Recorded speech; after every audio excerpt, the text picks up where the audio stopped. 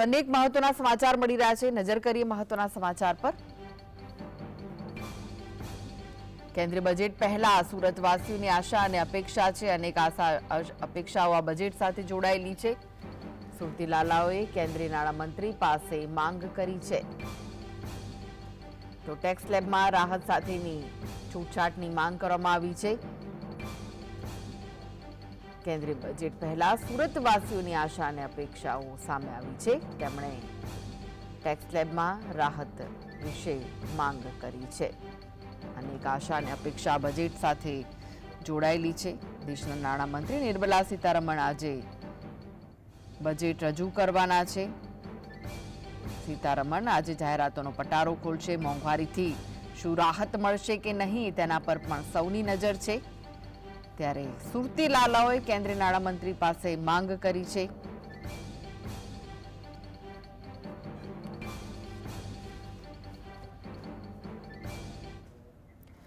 તો આ વિશે વધુ માહિતી માટે જોડાઈ ગયા છે સુરતથી સંવાદદાતા સાહિસ। આજે નાણામંત્રી કેન્દ્રીય બજેટ રજૂ કરવાના છે, ત્યારે કેવી આશા અપેક્ષા જોડાયેલી છે સુરતવાસીઓને?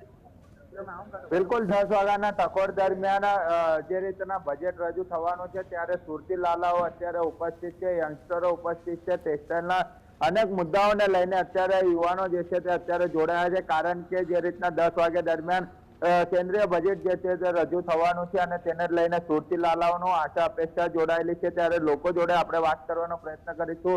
10 વાગે બજેટ રજૂ થવાનું છે, તો કઈ રીતના આશા અપેક્ષાઓ જોવા મળી રહી? मैं कल पारस गुप्तानी बजट को लेकर मेरी अपेक्षा यही है कि हमारी जो निर्मला सीतारमण जी है, हमारे बजट मिनिस्टर जी, उनको सबसे पहले टैक्स को थोड़ा जो 5 लाख है उसको थोड़ा बहुत एक्सटेंड कर देना चाहिए कि 10-12 लाख तक बढ़ जाए। क्योंकि अभी हमने लास्ट 1 साल का अगर हम सर्वे करें तो कम से कम 4300 फैमिली ऐसी है जिन्होंने अपने इंडिया को छोड़ के दुबई चले गए क्योंकि वहाँ टैक्स फ्री है। आज बड़े से बड़ा उद्योगपति हाई प्रोफाइल इंडिया में नहीं रहना चाहता बढ़ते टैक्स के कारण, क्योंकि एक आम आदमी हो या एक बड़ा आदमी हो, टैक्स सबको ही भारी पड़ता है। हर साल एक जैसा बिजनेस नहीं रहता। जिस साल अच्छा बिजनेस है तो टैक्स पेयर पे कर रहे हैं, नेक्स्ट ईयर वही प्रॉब्लम क्रिएट होती है कि वो उतना टैक्स नहीं भर पाते।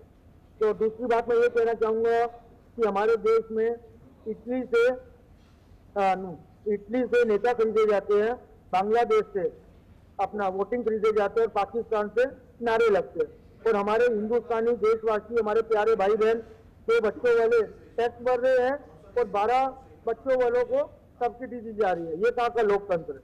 मेरी यही अपेक्षा। आप बताइए, जो जीएसटी हो या फिर अलग अलग मुद्दा, उसको लेकर अभी टैक्स में राहत मिलनी चाहिए, इसी आपकी आशा अपेक्षा दिखने मिल रही है, क्या?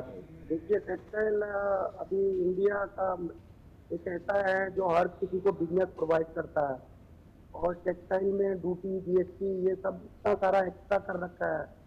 मेरा तो यही अपेक्षा है कि उसको कम से कम लाया जाए, जो बिजनेस को ज्यादा डेवलप कर सके। घर के बजट भी महंगाई को लेकर अभी ऊपर नीचे हो चुकी है। अभी क्या कहोगे बजट को लेकर, क्या आशा अपेक्षा है? घर का बजट भी सैलरी कम मिलती है तो उसको लेकर देखिए, अभी ऐसा माहौल हो गया है कि जिस बंदे की सैलरी 20,000 रुपये है वो अपना घर चला नहीं पा रहा है, क्योंकि उतनी महंगाई हो गई है। बाजार में एक चीज का बढ़ इतना बढ़ गया है। मैं तो निवेदन करूंगा हमारे बजट मंत्री से कि कम से कम महंगाई कम करें, और हमारे जो बंदे हैं वो कम से कम आराम से जी पाए। अब ऐसा है, सैलरी मिल रही है 20,000 रुपया, खर्चा हो रहा है 25,000 रुपया, तो आदमी जिया कैसे? ऐसा माहौल खराब है। और उनसे मैं निवेदन करूंगा कि बजट कम से कम करें और महंगाई को कम से कम नियंत्रण में करें।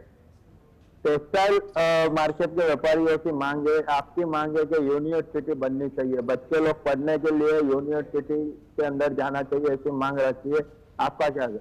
बिल्कुल, इस वजह से बहुत बड़ी आशा है कि टेक्सटाइल को बहुत ही एक यूनिवर्सिटी मिल जाए, और जो टैक्स लग रहा है कपड़े के ऊपर जीएसटी, उसको कम किया जाए, 12% से हटाकर उसको 5% किया जाए।